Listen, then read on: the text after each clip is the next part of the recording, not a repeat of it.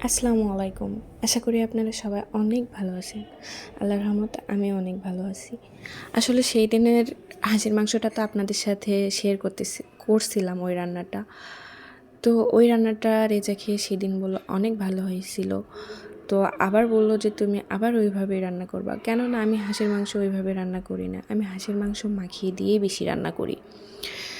তো স্বামীর আবদার রাখতে তো হবেই।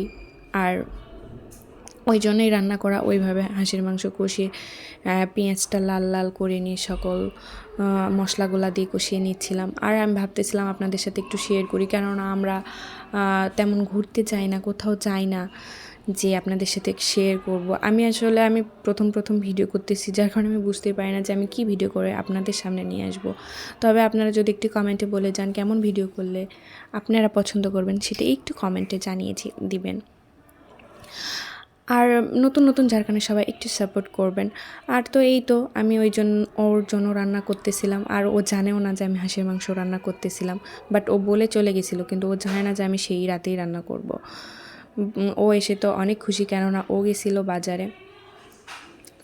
তো এইভাবে আমি কষিয়ে নিচ্ছিলাম। আর একা ভিডিও করাটা অনেক প্রবলেম গাইস, অনেক প্রবলেম রান্নার ভিডিওটা করা। আর ও তেমন ক্যামেরাটা ধরতে পারে না, একদম নতুন ভিডিও করলে যা হয়।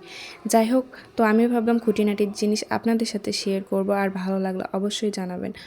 তো কিছু কমেন্ট দেখি, কোনো আপুরা না, দুইটা বা একটা আপুরা অনেক করে কমেন্টে। তো আমি বলবো যাদের ভালো লাগবে না তারা আমার ভিডিওগুলো দেখবেন না, তাইলেই তো হয়ে যায়। আমি তো কাউকে বলি নাই যে আমার ভিডিওগুলো আপনাদের দেখতেই হবে, আমি বলি নাই তো আর যদি কমেন্ট করারই ইচ্ছা থাকে তাহলে করছেন। আপনি যদি এত হেটার্স হয়ে থাকেন তাইলে আমার ইনবক্সে কেন কমেন্ট করবেন? আর থ্যাংক ইউ করার জন্য, যে আপনার হেটার্স হওয়ার পরেও আপনি আমাকে এত কমেন্ট করেন, তার জন্য অনেক ধন্যবাদ, থ্যাংক ইউ।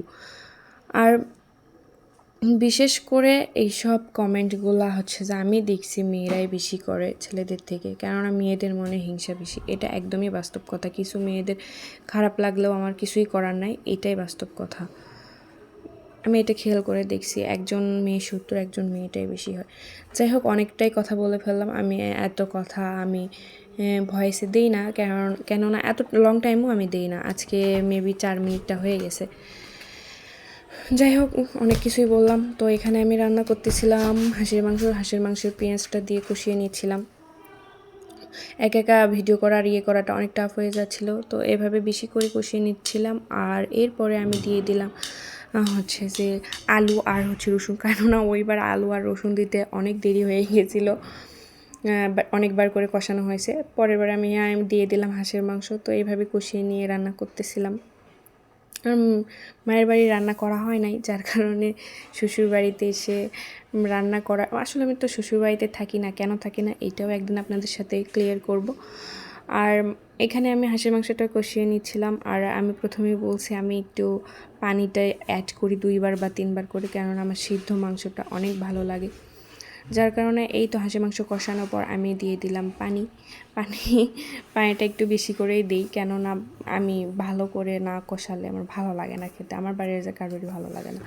তো আসলে ওই যে বললাম যে আপনার ভাইয়া হচ্ছে যে রান্না করতে করতে দেখি যে বাজার নিয়ে চলে আসছে, যার কারণে রান্নার পুরো ভিডিওটা নেওয়া হয় নাই।